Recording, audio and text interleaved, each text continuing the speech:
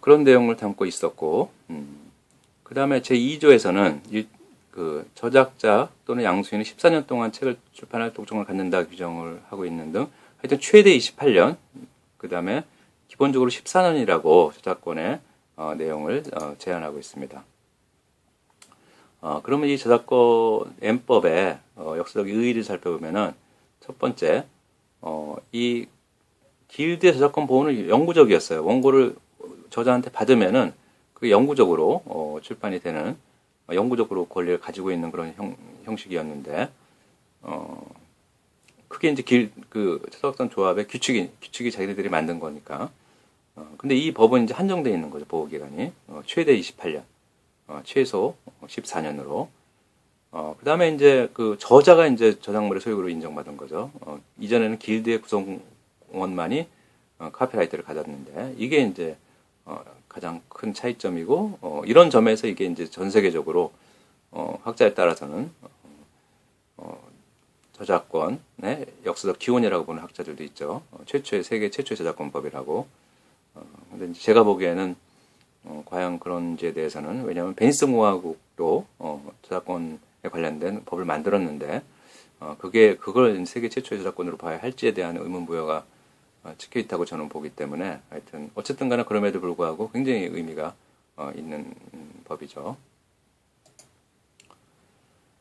근데 이제 그 1710년에 따라서 저작권법 저자 그 권리가 출판자의 권리가 영구적이 아니라고, 이제 게임이 끝난 게 아니고 출판업자들이 계속 또 소송을 하죠. 그래서 N법에서 만들어진 저자에게 주는 권리하고 코몬론상에서 관습적으로 이루어진 그 권리는 다르고, 코몬론상에서 주어지는 권리는 영원하다라고 이제 주장을 했는데, 마침내 1774년 그 판례에 따라서 도널드슨 베커트 판례에 따라서 영구저작권이 없다라고 해서 종집을 찍은 거죠. 그러니까 법은 1710년에 만들어졌지만 판례를 통해서 명확하게 된 것은 1714년이라고 볼 수 있습니다. 그러면 이제 이 부분에서 N법이 어떤 효과를 갖고 왔는지에 대해서 여러 가지 평가가 있을 수 있는데, 그 혹자 중에 한 사람은 이런 평가를 하는 사람들이 있어요. 첫 번째는 이제 고전을 마음대로 찍을 수 있었다. 그전에는 고전조차도, 뭐 그리스 로마 시대에 만든 책조차도 소속상 조합이 만든 족적을 갖고 있었으니까 안 됐는데, 막 다시 관행하고, 그래서 상당히 그 출판업이 활성화된 거죠. 막 찍어낼 수 있으니까.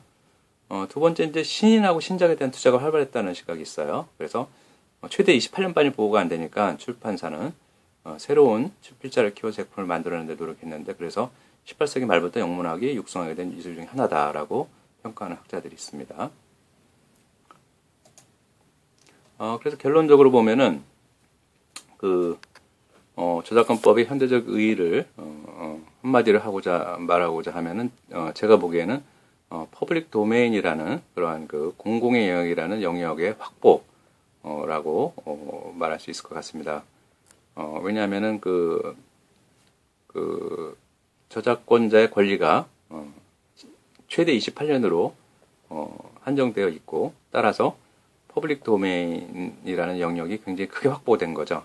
근데 이제 왜 이 점을 강조하냐면은, 오늘날의 그 저작권법에서 보호기간이 4, 5플러스 70년이라는 것들이 과연 너무 그 퍼블릭 도메인을 제한하는 게 아니냐라는 비판이 지금 많이 제기되고 있는데, 이와 관련해서 N법의 규정은 상당히 중요한 시사점을 던져주고 있는 거죠. 이렇게 해서 이제 영국 저작권법에 있어서의 그 역사적 기원에 대해서 강의를 마치겠습니다.